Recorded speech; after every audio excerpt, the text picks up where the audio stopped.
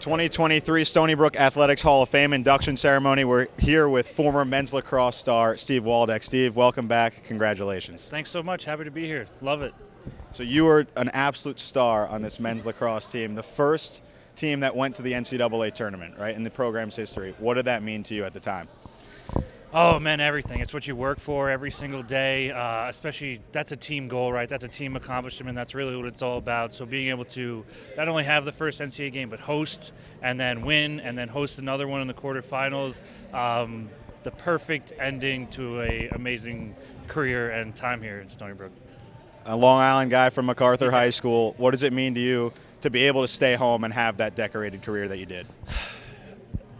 It's the best. I have so much Long Island pride. I live in Columbus, Ohio now, and I lived in Boston, and I take that, the passion, the love for the island. I call it the 51st state. So being able to stay at home, have my family come to every single game, it has everything here, and I think some people don't realize it until you've lived it, done it, and experienced it. I like that, 51st state. Yeah. And you were the first to be drafted to the MLL out of this program, and now it's such a decorated program, but to be the first that comes out of there, what does that mean to you? I mean, it's extremely special, but, you know, when you're here and you're living it, you're breathing it, like, it wasn't even on my radar. Like, I went to a few professional games with the Long Island Lizards at the time, but it's like once it ended, immediately you're drafted the following weekend. So I was just thrown into it. So it's now, I guess, as an adult, no longer playing, retired. Now I can really step back and be like, that's pretty crazy. It's wild. It is pretty crazy, but congratulations. Great to have you back, and enjoy the rest of the day. Thanks so much. Pleasure. Appreciate it. Thank you. Steve Waldeck was a three-time first-team all-conference selection and a key member on Stony Brook's 2010 NCAA tournament team. A two-time team captain, he helped Stony Brook win its first-ever NCAA tournament game with a 9-7 first-round victory over Denver in 2010. Following his senior year, Waldeck earned honorable mention All-American honors and was selected to the USILA North-South All-Star Game. He started every game over his 4 years at Stony Brook and became the first player in school history to be drafted into the MLL after being selected 17th overall by the Toronto Nationals in the 2010 Major League Lacrosse Draft. Stony Brook Athletics Hall of Fame, Class of 2023, Steve Waldeck.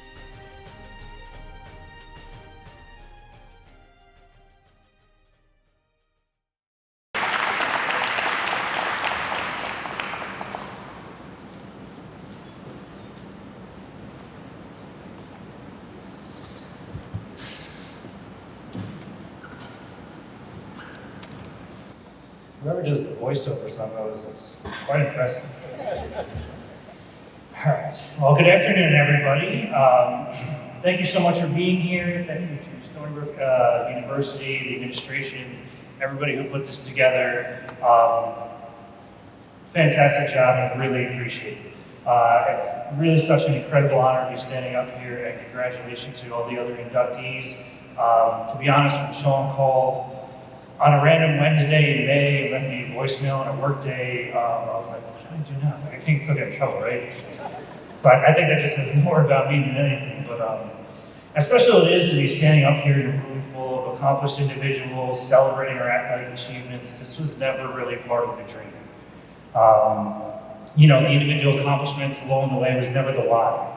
You know, it was always a team. Even as kids, this is what brought you back to sports. It was a team full of your best friends in college, your roommates, and now a group of men that I call my brothers. Like, I fell in love with practice, the process, competing as a team, and not just the 15 games in the spring. It was, you know, the practicing was the best part of every day, whether it was in the fall, whether it was freezing out in January when you start back up and you come back.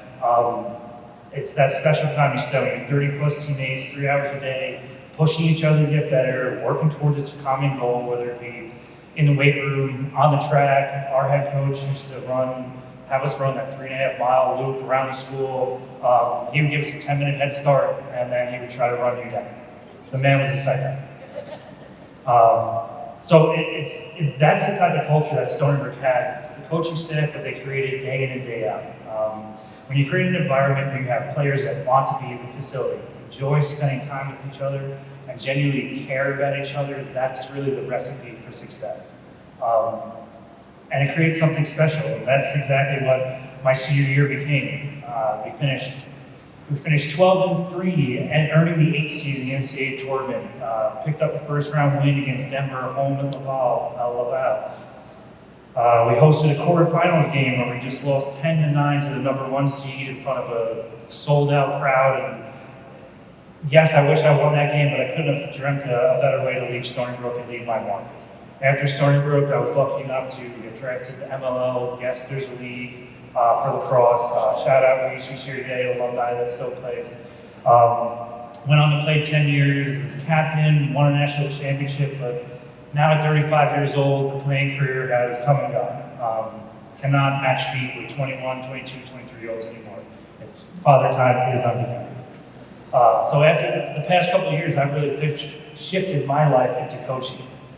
Quickly realizing that you're not just a coach.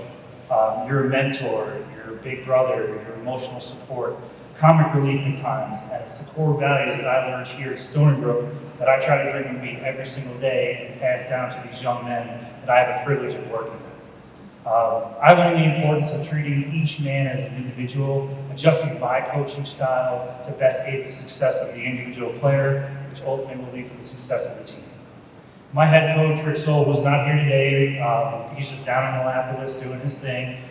He put a massive emphasis on doing things the right way, attention to detail, and holding each other accountable.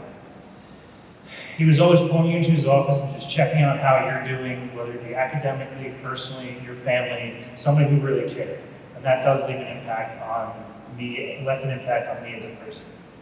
When you're in the moment, it is hard to appreciate the support system that you do have around you. I know I took it for granted because I didn't know any different, for better or for worse.